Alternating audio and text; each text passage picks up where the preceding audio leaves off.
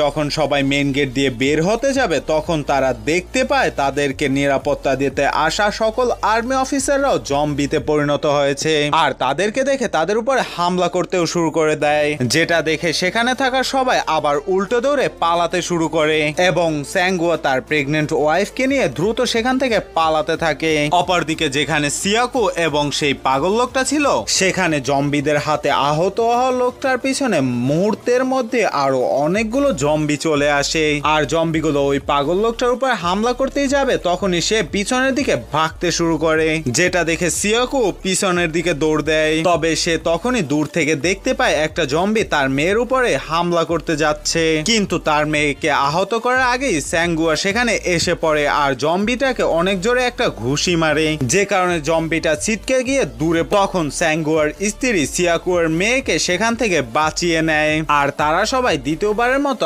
আবারও একসাথে হয়ে যায় আর ট্রেন স্টেশনের মধ্যে একটা দরজার পিছনে সবাই লুকিয়ে পড়ে, কিন্তু সিয়াকু ও সেই পাগল লোকটা তখনও দরজার বাইরে ছিল আর তারা দৌড়ে দরজার পিছনে আসার চেষ্টা করছিল। তবে তখনই সিয়াকুর উপরে একটা জম্বি আক্রমণ করে দেয়, কিন্তু জম্বিটা সিয়াকুকে আহত করার আগেই সেই পাগল লোকটা তার গায়ের চাদর দিয়ে জম্বিটার মুখ ঢেকে দেয়, যে কারণে জম্বিটা চোখে কিছু না দেখতে পেয়ে সিয়াকুকে ছেড়ে দেয় এবং সিয়াকু অবশেষে দরজার পিছনে চলে আসে। তারা দরজার পিছনে আসার পরে সিয়াকু, স্যাঙ্গুয়া ও আরো কিছু বেসবল প্লেয়ার মিলে দরজাটিকে লক করার চেষ্টা করে, কিন্তু সেখানে থাকা বাকি যাত্রীরা খুব দ্রুত ট্রেনের দিকে দৌড়াতে থাকে আর তার ট্রেনের কাছে এসে পৌঁছে দেখা যায় জম্বিগুলো একটা জানলার উপরে এত বেশি প্রেসার দিচ্ছিল যে কারণে জানলাটা সাথে সাথেই ভেঙে যায় আর জম্বিগুলো সেই ভাঙা জানলা দিয়ে ট্রেনের উপরে পড়তে থাকে, যেটা দেখে সেখানকার যাত্রীরা সবাই দ্রুত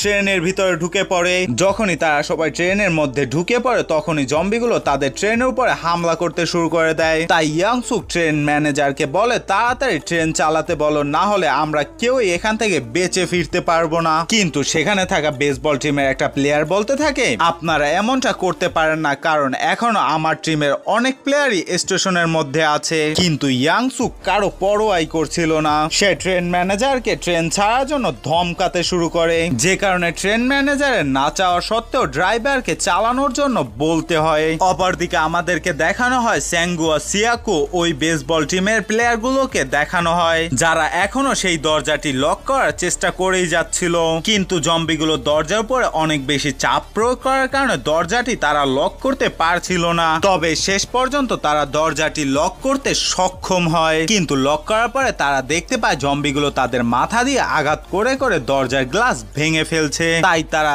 দ্রুত সেখান থেকে ট্রেনের দিকে পালাতে থাকে আর তখনই জম্বিরা সেই দরজার গ্লাসটি ভেঙে ফেলে এবং তাদের পিছনে ধাওয়া করতে শুরু করে দেয় আর তারা পালাতে পালাতে যখন ট্রেনের কাছে পৌঁছে যায় তখনই দুইটা জম্বি দুইটা বেসবল প্লেয়ার উপরে হামলা করে দেয়। তবে শেষের বেসবল প্লেয়ারটাকে জম্বি আক্রমণ করার আগেই সিয়াকু তাকে বাঁচিয়ে ট্রেনের মধ্যে নিয়ে চলে আসে, কিন্তু তখনও স্যাঙ্গুয়া পিছনেই ছিল এবং তার পিছনে অনেকগুলো জম্বি ধাওয়া করছিল, যে কারণে সিয়াকু স্যাঙ্গুয়াকে ট্রেনে উঠানোর জন্য তার দিকে হাত বাড়িয়ে দেয় আর স্যাঙ্গুয়াও তাকে আক্রমণ করতে আসা জম্বিগুলোকে মেরে সিয়াকুর হাত ধরে ট্রেনে উঠে পড়ে। ফাইনালি ট্রেনটা খুব দ্রুত গতিতে চলতে শুরু করে, তবে সিয়াকু, স্যাঙ্গুয়াও ও সেই বেসবল টিমের প্লেয়ারটা আলাদা একটা কম্পার্টমেন্টে উঠে পড়েছিল, বাকি অন্য সবাই অন্য একটা কম্পার্টমেন্টে উঠেছিল, যে কারণে সিয়াকু তার নিজের মেয়েকে নিয়ে আর স্যাঙ্গুয়ার ওয়াইফকে নিয়ে বেশি চিন্তিত ছিল। তাই স্যাঙ্গুয়া তার ওয়াইফকে ফোন করে পরে জানতে পারে তারা 13 নম্বর কম্পার্টমেন্টের ওয়াশরুমের ভিতরে ফেসে আছে